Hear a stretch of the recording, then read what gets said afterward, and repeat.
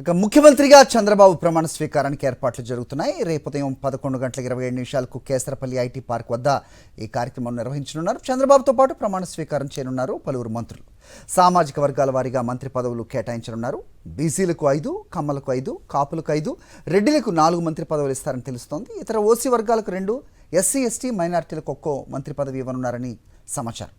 ప్రమాణ స్వీకారానికి హాజరు కానున్నారు ప్రధాని మోదీ. 14 ఎకరాల్లో సభా ప్రాంగణం ఏర్పాట్లు చేస్తున్నారు. పార్కింగ్ కోసం 65 ఎకరాలు కేటాయించారు. 2.5 ఎకరాల్లో ప్రధాన వేదికను సిద్ధం చేస్తున్నారు. వీఐపీలతో పాటుగా నేతలు, ప్రజల కోసం 36 గ్యాలరీలు ఏర్పాటు చేస్తున్నారు. 7,000 మంది పోలీసులతో భారీ భద్రత ఏర్పాట్లు చేస్తున్నారు. అన్ని మార్గాల్లో కూడా సీసీ కెమెరాల ద్వారా భద్రత పర్యవేక్షించనున్నారు. రేపు చెన్నై, కోల్కతా జాతీయ రహదారిపై ట్రాఫిక్ మళ్లించనున్నారు. రైట్, ఇది అంశంపై మరిన్ని అప్డేట్స్ మా కరెస్పాండెంట్ అశోక్ నడి తెలుసుకుందాం. సురేందర్ చెప్పండి. సో ఏర్పాట్లు పెద్ద ఎత్తున జరుగుతున్నట్టు తెలుస్తోంది. సో ఏంటి మీ దగ్గర ఇన్పుట్స్?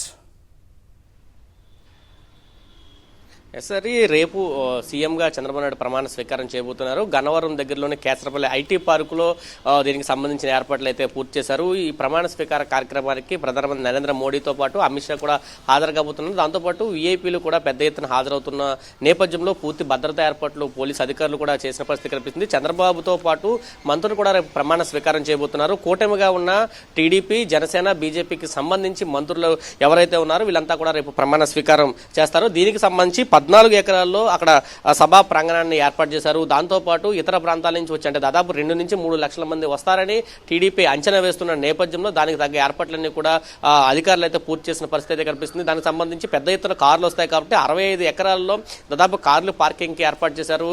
గతంలో రాజధాని ప్రాంతంలోనే ఒక ప్రదేశం ప్రమాణ స్వీకారానికి అనుకున్నారు. అయితే ఆ ప్రదేశము చుట్టుపక్కల కొంత ఇబ్బందులు ఉండడంతో గన్నవరం ఎయిర్పోర్ట్కి పక్కకే మార్చిన పరిస్థితి కనిపిస్తుంది.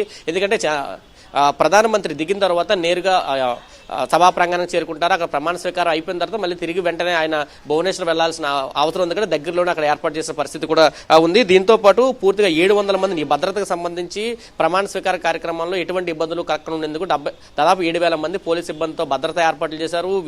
వీవీఐపీ గ్యాలరీ కానీ వీఐపీ గ్యాలరీని కానీ అసిస్టెంట్ కలెక్టర్లందరికీ కూడా బాధ్యతలు అప్పచెప్పిన పరిస్థితి అయితే కనిపిస్తుంది. దాంతోపాటు పూర్తి సీసీ కెమెరాల పర్యవేక్షణలో ఇటు గన్నవరం నుంచి విజయవాడ వరకు, హనుమాన్ జంక్షన్ వరకు కూడా పూర్తి సీసీ కెమెరా పర్యవేక్షణ అయితే కొనసాగబోతుంది. దాంతోపాటు ఇది బెంగళూరు చెన్నై హైవేకి మధ్యలో ఉండడంతో పూర్తిగా అటు నుంచి బెంగళూరు నుంచి బెంగాల్ నుంచి చెన్నైకి వెళ్లే ప్రతి వాహనాన్ని కూడా అటు తూర్పుగోదావరి జిల్లా నుంచి, అదేవిధంగా ఇక్కడ ప్రకాశం జిల్లా నుంచి కూడా రోడ్లు అయితే పూర్తిగా మళ్లించిన పరిస్థితి కనిపిస్తుంది.